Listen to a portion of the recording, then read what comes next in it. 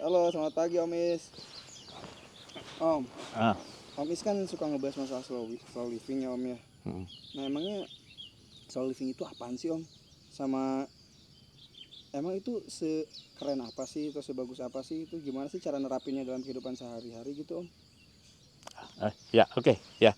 Begini, slow living itu adalah sebuah pilihan ya bagi kita yang sehari-hari dulu atau selalu sibuk gitu ya. Kita butuh jeda, ya kita butuh jeda dan kita ingin menerapkan suatu kesederhanaan, kesadaran bahwa hidup ini tidak harus selalu berjalan cepat gitu loh. Jadi ini yang yang kita bisa ambil ya pilih untuk hidup slow living dengan kesederhanaan yang ada ya. Nah, penerapannya sehari-hari ya bisa saja misalnya kita fokus pada satu masalah saja. Istilahnya gini, kita fokus di satu ini, jangan berpikir macam-macam, banyak berpikir. Jadi kita berpikir momen saat ini saja ya. Kita tidak fokus ke masa lalu kita dan kita juga tidak terlalu khawatir di masa depan kita gitu loh. Karena kita menyadari bahwa hidup ini memang harus dijalanin apa adanya. Jadi kita bisa misalnya menikmati kita tinggal di seperti sekarang ini di farm seperti yang kita tempat kita sekarang ini ya. Kemudian kita bisa pagi-pagi kita misalnya olahraga jalan kaki keliling farm atau nanti jalan ke arah kampung sana ketemu dengan komunitas orang sekitar sini ya. Kita juga bisa misalnya mengurangi penggunaan teknologi ya selama ini. Jadi kita memang kita tidak perlu nonton TV, kita tidak perlu pakai internet, kita tidak terdistraksi dengan HP. Ini benar-benar kita ingin meluangkan waktu buat diri kita sendiri merasa rileks gitu loh. Jadi kita juga bisa mengurangi konsumsi hal-hal yang tidak perlu misalnya. Kesederhanaan itu yang bisa kita terjemahkan sebagai slow living gitu loh. Jadi misalnya kalau kita masak, kita ambil dari hasil kebun kita sendiri. Kemudian kalau kita butuh lauk pauk, kita bisa ambil dari kandang ayam kita sendiri atau kolam ikan kita sendiri. Kemudian ya hal-hal seperti inilah kita sebangsa seperti bersuasembada dari hasil farm kita. Kemudian kita nikmati momen-momennya saat memasaknya, saat mengolahnya, saat panennya ya. Kemudian itu yang kita bisa lakukan sewaktu slow living ya. Yang itu yang kita bisa terapkan. Oke Om. Nah kalau dari pembahasannya sih kan berarti hidupnya lebih santai ya Om ya. Sama apalagi kalau ngomongin masalah ada kitchen garden dan lain-lain, berarti lebih simpel lah ya Om ya. Itu berarti bisa bantu buat ngurangin stres gak sih Om? Ya, justru ini slow living itu adalah untuk merilis stres kita ya. Selama ini bahwa kita yang tak kembali lagi kita bekerja dari 8 jam 5, 8 jam 5, kemudian sibuk sehari-hari kita sibuk gitu ya.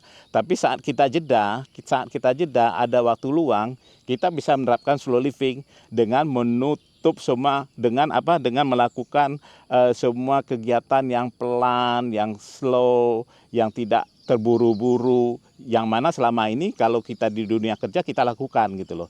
Jadi ini sebenarnya untuk merilis stres kita, memberi lagi biar kita juga lagi merasa damai lagi, tenang lagi.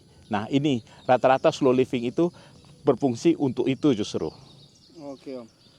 Eh, Om, kalau slow living ini kan kayaknya aku ngeliatnya mirip-mirip sama minimalisme ya Om ya. Karena kan lebih banyak hal yang dilakukannya itu nggak berlebihan gitu ya Om ya. Sama nggak sih sebenarnya slow living sama minimalisme itu? Slow living itu sebenarnya pilihan ya.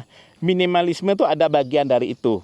Hmm, Karena minimalisme itu kadang-kadang kita berpikir bahwa kita ada batasan, jadi kita harus melakukan minimalisme ya. Tapi sebenarnya itu pilihan, bisa juga bagian dari itu. Misalnya kita mengurangi hal-hal yang tidak perlu ya. Sebenarnya kalau kita mau itu bisa ya. Tapi kadang-kadang kita misalnya nih kita bisa mempunyai sesuatu, membeli sesuatu, berkeinginan sesuatu yang lebih besar daripada itu misalnya. Untuk makannya tadi, kita bisa sih pesan di restoran gitu kan, yang terdekat dari farm kita. Kita bisa pesan di mana gitu kan, bawa ke sini makan. Itu kan jadi tidak slow living jatuhnya karena minimalismenya nggak ada. Tapi misalnya kalau kita makan sederhana dengan biaya yang rendah, kemudian dengan makan yang ada di farm kita. Nah, itu tujuan slow living tuh lebih mengena gitu loh. Tapi itu pilihan juga sih. Ada juga misalnya kalau tinggal di farm tapi semuanya harus modern semua, ada juga. Tapi kan fungsi slow livingnya itu kan nggak mengena di situ gitu loh. Jadi memang slow living itu biasanya diikuti dengan minimalisme itu. Nah Om, kalau misalnya kita nih punya kesibukan yang padat gitu ya Om ya. Nah gimana caranya mau slow living? Tapi kan udah padat banget gitu, kayak kerjanya masih sibuk lah gitu jam kerjanya, gimana tuh Om? Nah, gini, slow living itu kan bukan berarti hidup kita selalu harus slow ya. Kecuali memang kita sudah pensiun, beda cerita ya. Itu bisa kita terapkan slow. Tapi saat kita masih beraktivitas ya, Senin sampai Jumat kita beraktivitas, kita kerja segala macam, kenceng lah, ngebut lah gitu. Tapi saat nanti kita libur weekend gitu kan, kita bisa meluangkan waktu untuk slow living gitu loh. Jadi bisa kita terapkan, asal kita mau aja gitu loh. Ya, jadi misalnya kita punya tempat di mana, ya punya farm di mana, kita bikin farm yang nyaman kan. Nanti setiap Sabtu Minggu weekend kita ajak keluarga untuk slow living di sana gitu loh. Jadi bisa kita lakukan gitu loh. Bukan berarti ke slow living itu kita sudah tidak boleh kerja, enggak begitu juga menurut saya konsepnya. Oke, jadi kalau misalnya kita bicara masalah slow living Om, apa aja sih kegiatan yang bisa dilakukan untuk meningkatin kesadaran gitu, biar ada kesadaran bahwa kita harus lebih santai gitu, atau lebih bisa rilis stres lah gitu Om. Apa aja sih kegiatan yang bisa dilakukan gitu Om? Nah, kenapa tadi saya bilang slow living itu memang kita harus punya punya wadah seperti farm beginilah ya. Kalau farm beginilah kita bisa bercocok tanam, kemudian kita bisa beternak, kemudian kita bisa trekking alam, kita bisa memancing. Nah, hal-hal seperti itu yang kembali lagi ke alam itu, nah yang bisa dilakukan waktu kita menerapkan slow living gitu loh. Jadi kita tidak kegiatan-kegiatan yang biasa kita lakukan di kota, itu bukan itu yang kita lakukan, tapi kegiatan-kegiatan yang memang menyatu dengan alam. Nah, itu yang kita bisa lakukan saat kita melakukan slow living. Jadi slow living itu bisa ningkatin koneksi kita dengan alam dan lingkungan sekitar ya Om ya. Lalu kalau misalnya kita bicara masalah slow living tapi masih pakai teknologi seperti yang tadi Om, itu masih nggak masalah gak sih Om kalau slow living tapi masih kita pakai teknologi gitu Om? Ya. Kalau slow living itu kan pakemnya nggak ada ya, sesuai dengan pilihan kita sendiri sebenarnya.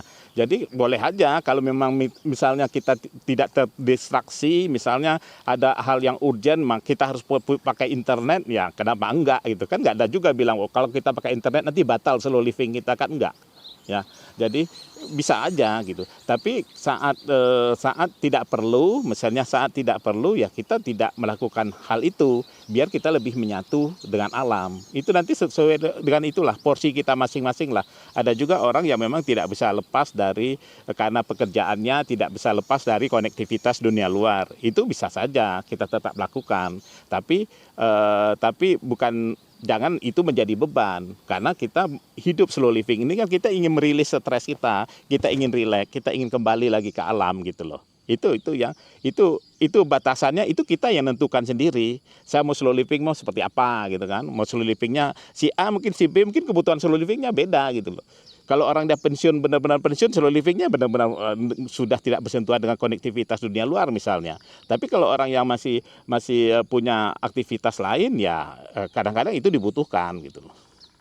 Oke kalau gitu Om. Jadi kalau misalnya kita udah bergerak di slow living nih Om ya, kita udah bisa bijak juga masalah teknologi dan kita bisa gunainnya sesuai gitu Om. Lalu gimana sih cara mempertahankan motivasi sama komitmen biar tetap bisa untuk hidup dengan gaya slow living kayak gitu Om, dengan jangka panjang? Nah, slow living ini pertama kita bikin dulu dia sebagai sebagai gaya hidup kita ya. gaya hidup kita yang mana kita harus sadar dulu dengan kesadaran kita bahwa sudah waktunya kita memberi jeda pada diri kita sendiri ya, untuk rileks, untuk istirahat, untuk menikmati alam gitu loh. Nah, sampai momen-momen itu kita bisa nikmati. Jadi nanti kalau momen-momen itu slow living itu kita bisa nikmati, lama-lama itu menjadi kebutuhan. Nah, saat dia menjadi kebutuhan ya otomatis kita bisa mempertahankannya gaya hidup slow living ini dalam jangka waktu lama. Nah, yang hal-hal seperti itu jangan sampai kita ngikut tren orang slow living, kita slow living padahal kita nggak nyaman dengan slow living yang kita lakukan gitu loh. Kita bukan begini yang kita mau misalnya, itu nggak akan jadi. Tapi kalau kita memang sadar penuh bahwa slow living itu memang untuk membantu kita rileks, untuk membantu kita merefleksi diri, kemudian itu jadi kebutuhan kita, ya itu akan bisa berjalan lebih lama. Oke Om, ini kan ngomongin soal living tadi kan ada kita bicara masalah kebutuhan ya kan dan gaya hidup juga ya. Nah, ketika aku baca-baca ada juga namanya frugal living gitu. Itu sama gak sih sebenarnya? Nah, ya ini menarik nih. Kadang orang susah membedakan antara slow living dan frugal living. Kalau slow living itu kita punya kesadaran ya. Kita bisa melakukan sebenarnya tidak ada batasan, tapi kita sadar untuk melakukan slow living. Ya, tapi ke frugal living biasanya kita punya batasan, kita terbatas. Misalnya begini, frugal living itu kayak minimalisme. Jadi kita income kita terbatas dalam bulan ini. Kemudian dalam 1 bulan udah berkurang segala macam. Nah, kita hidup berusaha seirit mungkin. Itu frugal living, seirit mungkin nih. Karena kita ada keterbatasan dari biaya biasanya. Tapi kalau slow living enggak, karena slow living itu kesadaran sendiri. Misalnya kita kalau mau makan di restoran yang mahal kita juga bisa kok. Kok orang slow living gitu. Tapi kita pilih masak sendiri di farm kita. Kita pilih ngambil dari hasil panen kita sendiri. Karena batasan itu sebenarnya enggak ada. Tapi kita hanya ingin menikmati momen saja gitu loh. Kalau frugal living itu ada batasan dari biaya hidup, singgahnya kita semuanya harus kita irit-irit gitu loh. Nah, dia biasanya juga ke frugal living kita bisa lakukan di rumah gitu kan. Tapi kalau slow living orang cenderung melakukan di alam. Nah, itu contohnya perbedaan antara frugal living dan slow living. Oke. Tapi kalau slow living di alam itu tetap bisa ngajakin keluarga dan komunitas gak sih? Nah, kalau slow living justru komunitas itu sangat menentukan. Karena salah satu kita slow living juga sebenarnya itu kan kita pengen ya lebih dekat dengan komunitas, lebih dekat dengan tetangga. Kita ngajak teman-teman kita misalnya mengadakan kegiatan di tempat kita, nyantai, ngopi, segala macam gitu loh. Jadi ngebahas hal yang ringan-ringan. Nah, itu slow living sebenarnya. Jadi komunitas itu sangat membantu sebenarnya menambah nilai kita menikmati slow living ini gitu loh. Jadi bukan berarti kita nggak jauh dari mereka. Misalnya kita punya komunitas apa nih, nah, kita undang ke farm kita, ayo kita ngopi gitu loh. Kita slow melakukan hal-hal yang ringan-ringan, diskusi yang ringan-ringan. Nah itu cara kita salah satu menikmati slow living kita sebenarnya. Itu cukup mensupport itu nanti komunitas. Oke, berarti kalau ngomongin masalah komunitas dan teman-teman, boleh ya berarti mereka datang ke sini dan mampir ke sini Om ngopi-ngopi bareng gitu. Ya boleh lah, karena seperti saya bilang awalnya tadi kan, slow living itu nggak ada batasan, nggak ada pakemnya harus begini-begini, enggak. Itu kan kesadaran kita sendiri apa yang mau kita pilih gitu loh. Bisa diundang Om teman-teman ke sini berarti ya? Ya boleh. Ke Rimba Pinus ya? Ya boleh. Bagi teman-teman yang mau mampir ke Rimba Pinus, melihat suasana kita di sini, boleh nanti mampir. Nanti kita bisa hubungi aja. Atau nanti teman-teman misalnya pengen lebih jauh diskusi tentang slow living, nanti bisa follow kita ya. Nanti kita bisa bahas ya. Jangan lupa follow kita ya teman-teman ya. Boleh ikut mancing juga Om sini? Boleh. Mancing boleh, menanam boleh, panen kalau kita lagi panen apa nanti boleh, semuanya boleh. Nanti kita sesuaikan lah dengan momennya, lagi musim apa gitu.